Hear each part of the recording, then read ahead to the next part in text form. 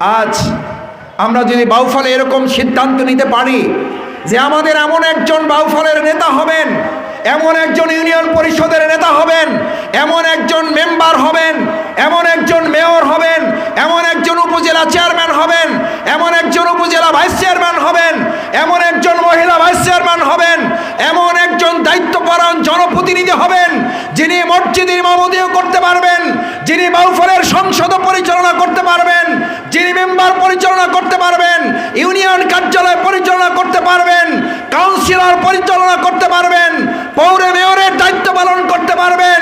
আবার একই সাথে আমরা মৃত্যুবরণ করলে আমাদের সামনে দাঁড়িয়ে জানাজার ইমামতি করতে পারবেন।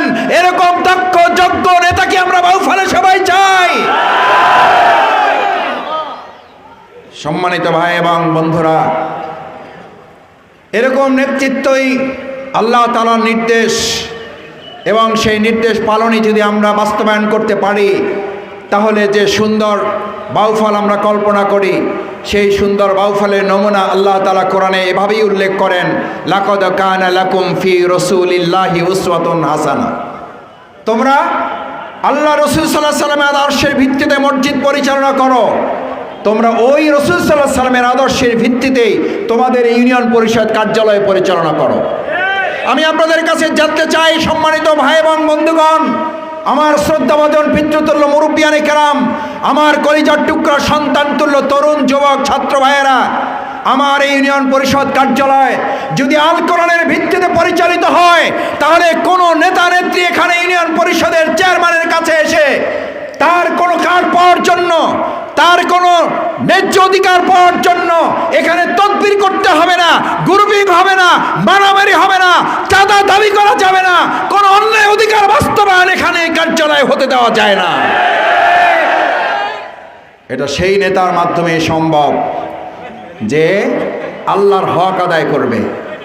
আমার ভাইয়েরা, আমার এই বাউফলের এমন একজন নেতা যদি আপনি দেখেন, যেই নেতা সালাতুল জোহরের আজান হওয়ার পরে মসজিদে যেতে পারে না, মসজিদে যাওয়ার সুযোগ পায় না, এরকম নেতা আমাদের বাউফলে ছিল না? ছিল না?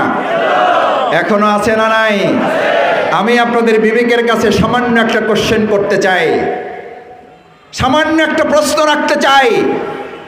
যেই নেতা সালাতুল জোহরের আজান হওয়ার পর মসজিদে গিয়ে আল্লাহর হক আদায় করে না, আল্লাহর হক ফাঁকি দেয়, আল্লাহর হক ফাঁকি দিতে যার হৃদয়টা কাঁপে না, সে আপনার হক ফাঁকি দেবে, আপনার হক মেরে খাবে, তাতে কি তার সামান্য হৃদয় কাঁপবে? আল্লাহর হক যে মেরে খায় সে মানুষের হক প্রতিষ্ঠা করতে পারে না। আল্লাহর হক যে প্রতিষ্ঠা করে সেই জনগণের হক আদায় করতে পারে। আমরা আগামী দিনে আল্লাহর হক আদায়কারী নেতৃত্ব দিয়ে বাউফল পরিচালনা করব। কেন? এটা জামাত ইসলামের আবদার না, এটা শফিকুল ইসলাম মাসুদের কোনো আবদার না। আমি আপনাদের সন্তান, আপনাদের ভাই, আপনাদের বন্ধু। আমি 2001 সাল থেকে এই প্রিয় বাউফল, 1992 সালে আমার প্রিয় ধান্দি মাদ্রাসা থেকে আমি দাখিল পাশ করেছি। সেই মাদ্রাসায় আমার সুবর্ণ জয়ন্তী আজকে 50 বছর উদযাপন হবে, আমি সেখানে যাব। আমি সেই মাদ্রাসা পরকালীন সময় থেকে আমার শ্রদ্ধেয় ওলামায়ে কেরাম এখানে অনেকে আছেন, আমি যাদের ছাত্র হওয়ার যোগ্যতা রাখি না।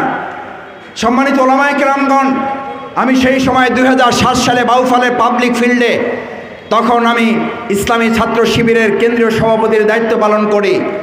তখন আমাদের সম্মানিত শিক্ষক মণ্ডলী, আমার শ্রদ্ধাভাজন মুরব্বিয়ানে কেরামদের সামনে আমি আবদার করেছিলাম, অনুরোধ করেছিলাম, সম্মানিত ভাই এবং বন্ধুগণ, আমার এই প্রিয় বাউফলকে যদি বরকতের বাউফল করতে হয় তাহলে বরকতের দরজা কোনো ব্যক্তি খুলে দিতে পারে না, খুলে দিতে পারেন কে?